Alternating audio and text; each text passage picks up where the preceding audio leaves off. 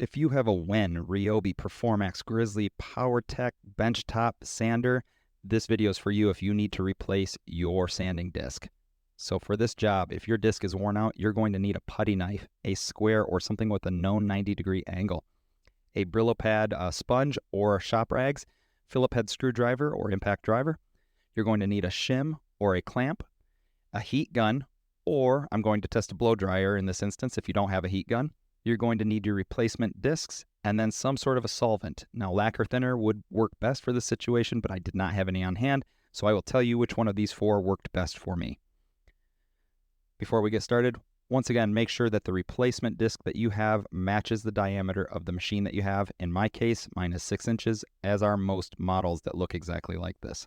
So to get started, go ahead and take out this little screw here with the handle. It's only held in there by a stud and the screw. Once that's removed, go ahead and remove these two screws that hold on the bottom guard. Now while you're at it, you can see all the sawdust. Go ahead and take a minute to go ahead and vacuum all of that up if you would like to keep your machine in proper working order, and also to prevent that dust from getting on the clean surface that we're about to make for our new sanding disc. We don't want any of that dust sticking and compromising the new adhesive. So you'll see that this does not peel off easily. This is not hook and loop like on a random orbital sander. This is stuck on there with a very, very strong adhesive. We are going to need heat to soften that to start to get a putty knife behind that. So I'm going to attempt it with a blow dryer, and as we can see, it does start to work. So that is good news, but I noticed that my blow dryer is running very, very strenuously, and that's because it is completely clogged. So let's go ahead and remove that, and we should be back in working order. But the disc and the sanding belt at the top are linked, so if one turns, the other turns. We're going to want to stop that from happening. You can use a clamp to firmly, but gently stop it, or you can slide a shim in there, and that will accomplish the same goal. With that done, go ahead and just put the blow dryer on high heat and start to work that putty knife down.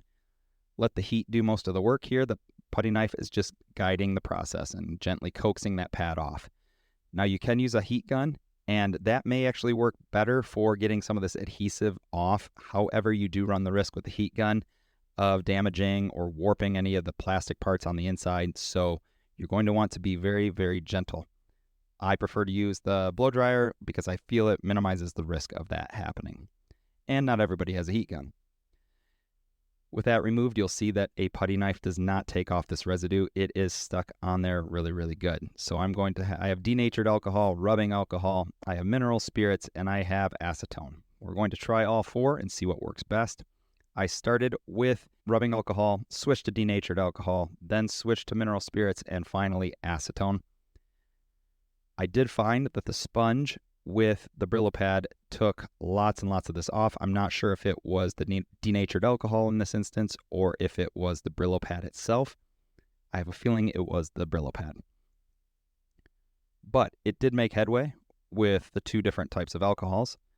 I switched to mineral spirits here and didn't see anything working that well, so in the end I switched to acetone, and once I did that, I could see that the residue started dissolving right away and coming right off, even without a Brillo pad. So going forward, if I don't have lacquer thinner, acetone is going to be my go-to solvent to get this adhesive off. If it works for nail polish, it's probably going to work for a sticker backing. I used a razor blade here just to get little tiny pieces that were being stubborn. But other than that, the acetone worked really, really well. And it is important to get all of this off. If you're in a hurry, you might just want to throw on a new disc. However, just keep in mind, the finer the grit your new disc is, the more this adhesive that you leave on there is going to create high and low spots on your new disc that you put on. So if you have a very coarse disc like I'm putting on mine, it's not so much an issue. However, if you have a very fine grit and you want it to be super smooth, you're not going to want your piece hitting little tiny bumps from the extra adhesive in the back. With all of that removed, I used a blow dryer to make sure that everything was evaporated before I put on the new sanding disc. Just go ahead and open the box, peel off the backing. Mine was a little stubborn to get off. But once that's removed, just line it up perfectly, press it on there.